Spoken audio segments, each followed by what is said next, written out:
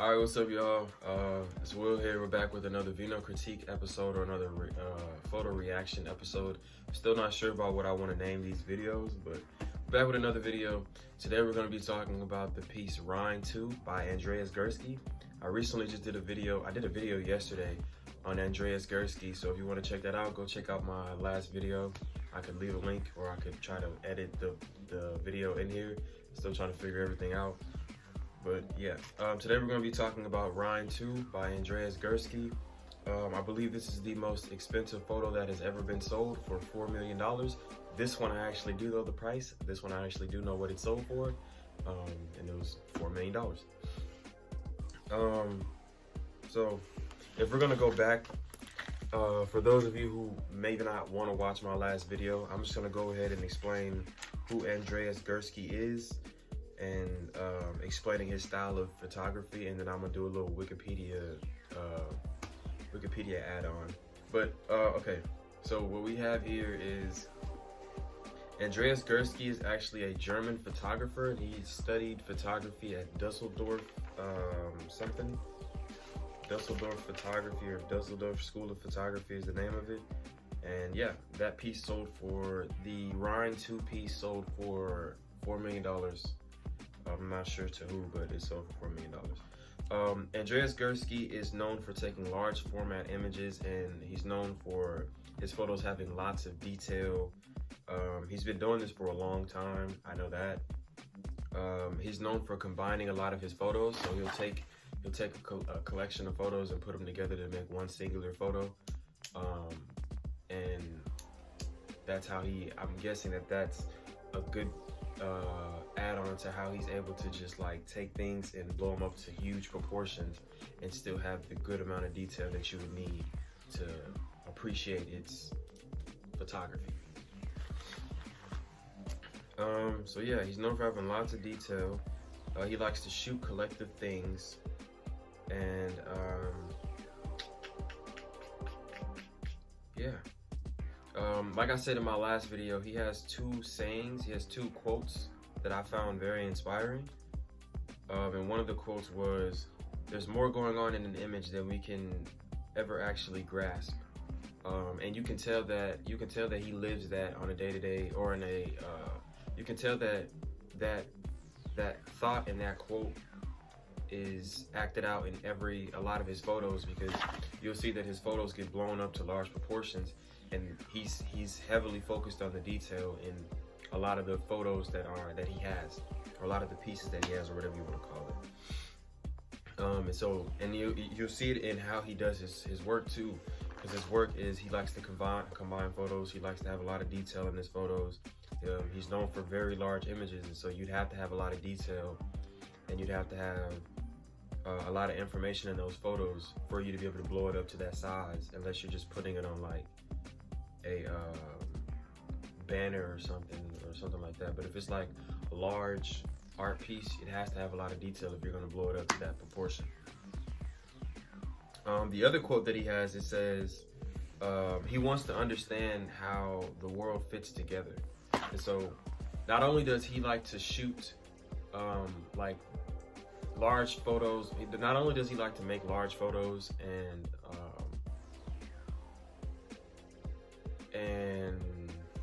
I'm having a brain fart.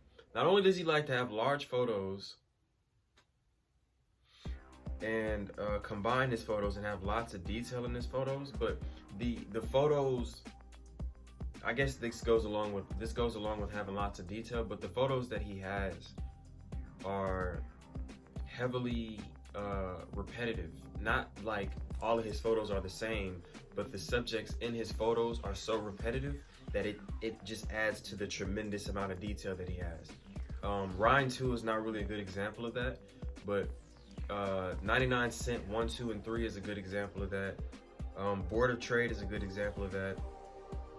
And so those are all good examples of what I mean by taking specific subjects. It doesn't have to be an actual person, but like he'd be known for taking a large, like a pen, and somehow finding a place that has hundreds of thousands of pens and making one photo that is heavily detailed, and you can actually blow up the print to see the quality of every single pen. That's what I mean by repetitive. I guess he has repetitive. He's known for having like repetitive subjects in his photos, not having repetitive photos. And that's a skill set that I have yet to be able to acquire. Not only just in searching for things of that nature and just searching of things that is like that. Because I've yet to be able to see stuff and find stuff like that. And I guess you'd have to have put yourself in a certain position to actually find places like that. Like he went to the Board of Trade. He went to the Board of Trade and there were hundreds of people just in one specific place. Pens, papers, and books all over the ground and stuff, and computers and stuff everywhere. Like you have to be in a specific place to be able to find stuff like that, because that's like basically an event. And so you'd have to have planned for stuff like that, and it takes a certain skill set to be able to actually do that. And so I find that to be interesting. And so yeah.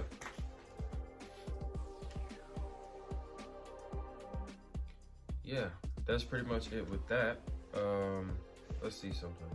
All right, so I'm on a little Wikipedia thing right now, just to give you a little piece of history and a piece of information about Ryan 2 and Andreas Gursky, more than I actually know, because I'm learning along the way, just like any other photographer that's watching my videos. I've only been doing this for 4 or 5 years, and so I'm not an expert. Like I'm trying to have fun with photography, and I know this to be a way. So yeah. So here's the Wikipedia thing. First of all, what you're not gonna do. Ryan 2 was a color photograph made by German visual artist Andreas Gursky in 1999. In the image, a river, the Lower Rhine, flows horizontally across the field of view between flat green fields under an overcast sky. Extraneous details such as dog walkers and factory buildings were removed by the artist using digital editing. It has more information saying in 2011 a print was auctioned for 4.3, and I think that is the most expensive that a photograph has actually gone for. But in 2011 a print was auctioned for 4.3 million, then making it to the most expensive photograph ever sold. Oh my Lord, look at that! Most expensive photograph sold. Ryan 2 held the record until 2022, so I stand corrected. There's a new photograph that I'm going to be making a video about. You better believe it.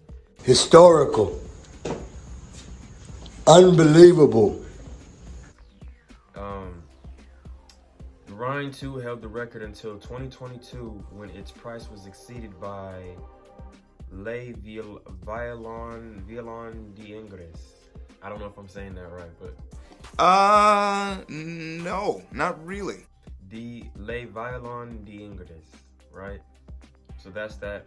Going into more detail about it, it says that the photograph was produced as the second and largest of a set of 6 depicting the River Rhine. In the image, the Lower Rhine flows horizontally across the field of sky. I already read that. This one goes into more detail, saying extraneous details such as dog walkers and factory buildings were removed by the artist using digital editing. Justifying this manipulation of the image, Gursky said, paradoxically, this view of the Rhine cannot be obtained in situ. I don't know what that means. I'll try to leave a definition for anybody else who's curious, because I don't even know what that means. We can look at it right now, actually. I don't like this at all, bro. Situ is phrase translates literally to on site or in position. It can mean locally, on site, or on the premise. Okay. Rhine cannot be obtained in on site. What?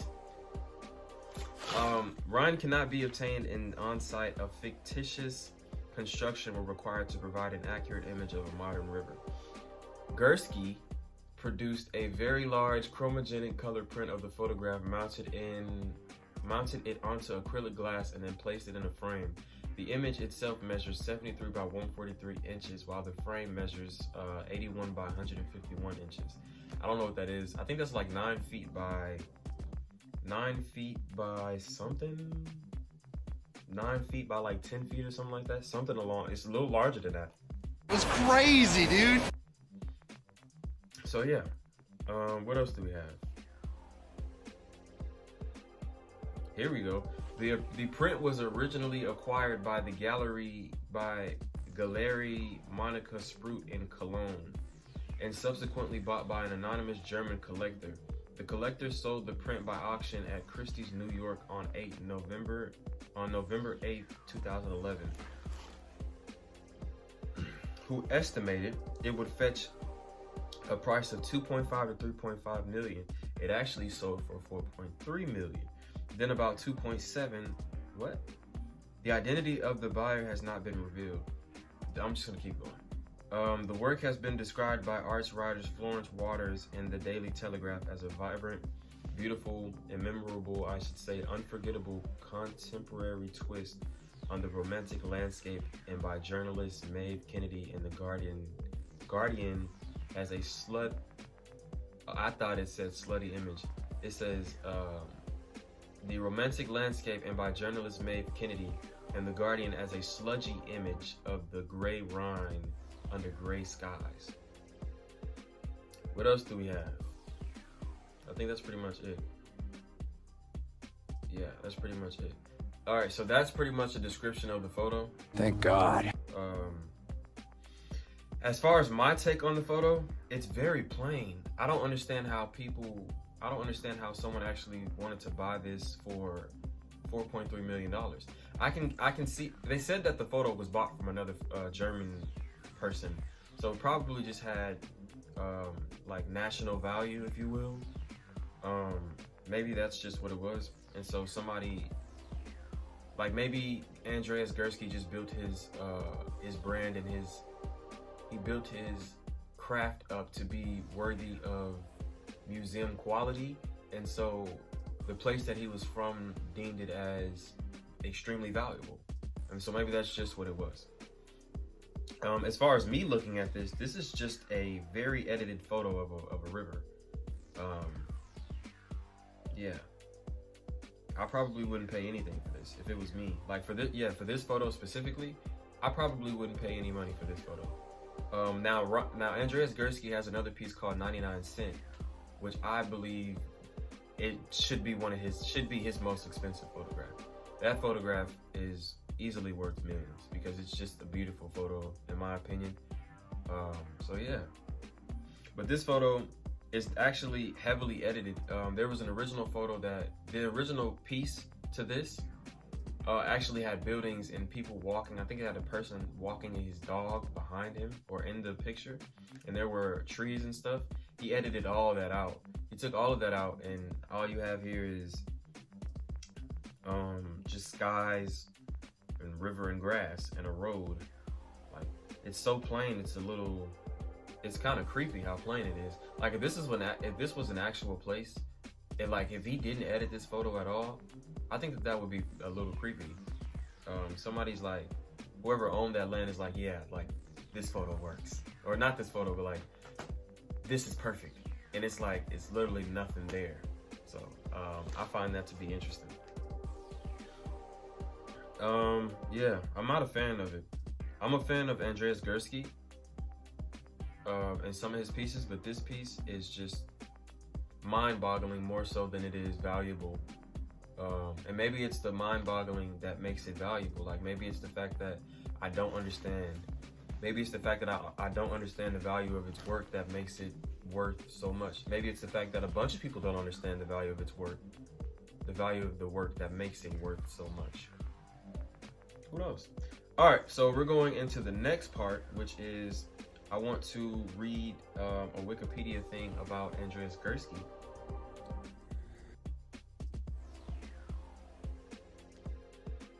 And see who he is. All right, and so here we are.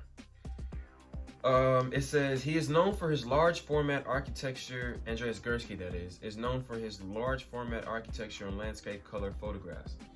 Often using a high point of view, his works reach some of the highest prices in the art market among living photographers. His Rhine photographs sold for over 4.3 million on November 8th. I'm feeling like they changed that date up a couple of times. No, not really. 2011, November 8th is when it sold. Gursky shared a studio with Lawrence Burgess, Thomas Ruff and Axel Hutt on the Hansallee in Dusseldorf. The building, a former electricity station, was transformed into an artist studio and living quarters in 2001 by architects Herzog and de Meuron of Tate Modern fame. That's interesting. I don't know what to say to that. The architects worked again in the building, designing a gallery in the basement. I think that the only interesting thing that I can take from that part is that a lot of photographers should strive to not just have digital work. Like, the work that we have as photographers should start to get put together for a gallery and for a studio and whatnot. I think that it's common right now for photographers to just take photos, edit them on their phones, and or on their computer, and then post it on social media and leave it to be that.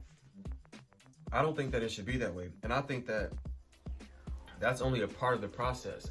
And I was telling myself a couple months ago that if you do it that way, your photos only remain a concept. They're just a concept. If it's not a physical thing, if you don't eventually end up printing out your work, then your photos are just a physical concept. They go from your digital camera to your digital phone. No, they go from your digital camera to your digital phone or digital computer, and then they go back on your phone for social media.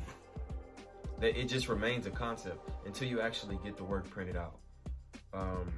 And so that's why, basically what I was getting at, that's the thing that I find interesting about it is getting a gallery, actually putting together photo books and gallery books and portfolios and stuff like that, so that you can actually start to get a good look at your work, get a good glance at what it is that you're working with.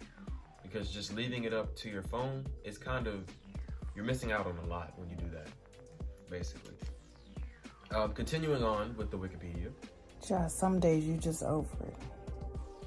It says Gursky was born in Leipzig, East Germany.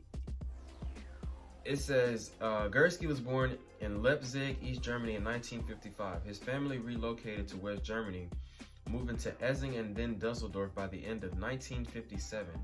From 1978 to 1981, he attended the University of Gesamtschule Essen, where he studied visual communication. Led by photographers Otto Steinert. Can you just stop talking, literally? And Michael Schmidt. Gursky is said to have attended the university to hear Steinert. However, Steinert died in 1978. Rest in peace to him. And Gursky only got to attend a few of his lectures. Between 1981 and 1987, at the Dusseldorf Art Academy, Gursky received critical training.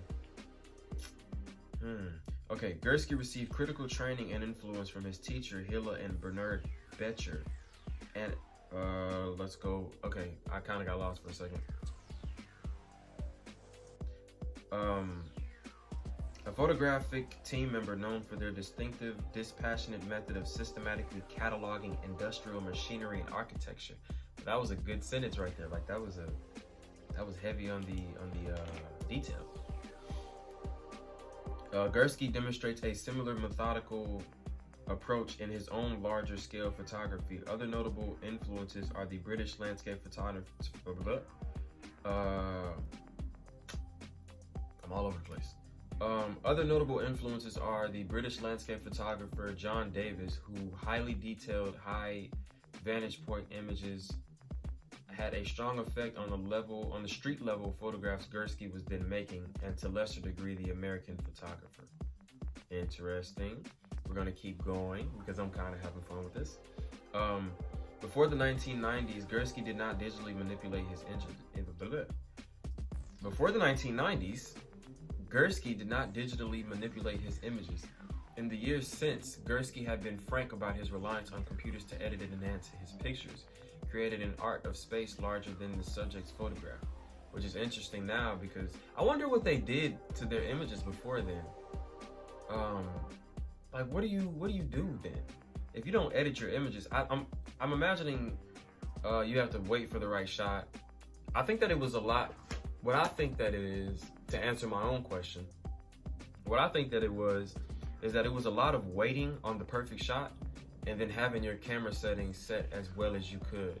And a lot of those photos I'm imagining were taken in black and white. Yeah, I'm imagining those photos, a lot of those photos were taken in black and white.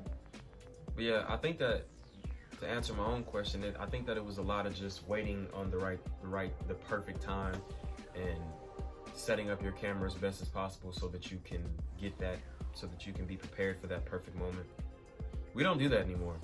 Now you turn your camera on automatic mode. You can literally just turn your camera on automatic mode, go out and take a photo of anything, and it'll pretty much come back in good quality.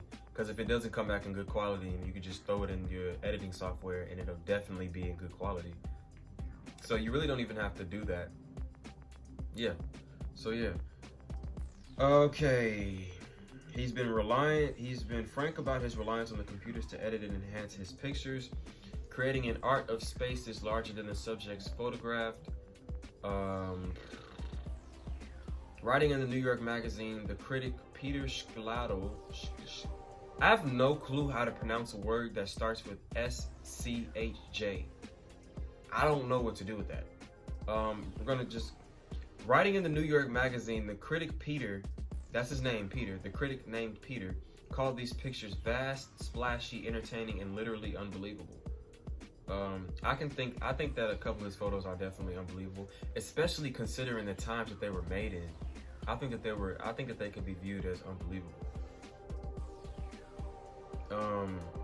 In the same publication, critic Calvin Tompkins, I can pronounce that one, described Gursky as one of the two masters of Dusseldorf School of Photography. In 2001, Tompkins described the experience of confronting one of Gursky's large works. He says, "The first time I saw photographs by Andreas Gursky, I had the disorienting sensation that something was happening to me, I suppose, although it felt more generalized." Alright, I feel myself going into too much of detail with this, but yeah, this is pretty much Andreas Gursky's story. As I go on more and more about Andreas Gursky and all the different pieces that he has, I'm gonna go on and I'm gonna keep reading about the Wikipedia stuff, because there's a lot to add to that. As far as right now, Andreas Gursky is definitely up there in inspiration for me as a photographer. He's probably top 15, top 10. So like I said, that was that. You heard my piece, you heard my take on Rhine 2. Not too much of a fan of Rhine 2, but all of it. He has a lot of other pieces that actually look very good. That was pretty much that. So yeah, I'm going to start ending the video now saying that if you are a photographer and you want to do trades and you want to talk to me about my work or show you and I's work or just connect in general, please leave a comment or contact me on DM or contact me on Instagram or social media. I also have a Discord, so if you really want to stay in contact, you can go to my Discord and we can talk there. If you're a regular person and you see any of my pieces, if you're a regular person, go check out my collection that I have as a photographer. Link will be in the description. It's my WordPress. You'll see all of my different collections and series that I have posted and available. If you're interested in looking at it, talking to me about my work, or potentially end up purchasing a piece, please contact me on social media or contact me on my Discord, and you'll be able to, we can go from there. If you are a beginner photographer, I would say stay tuned and pay attention to what I do. That's the advice that I can give to you, because I have a lot of stuff that I plan to do. So y'all stay tuned and be ready for the next episode of whatever this is. I'm not sure what I want to call it. As a matter of fact, we can end this saying this. If you want to help me name this series, please do. I don't know if I want to name it Venocritique, because I've already done that. I'm already doing that on Instagram, and I could just call it Photo Reactions or something like that. So y'all let me know what it should be named, and we can go from there. See y'all in the next episode.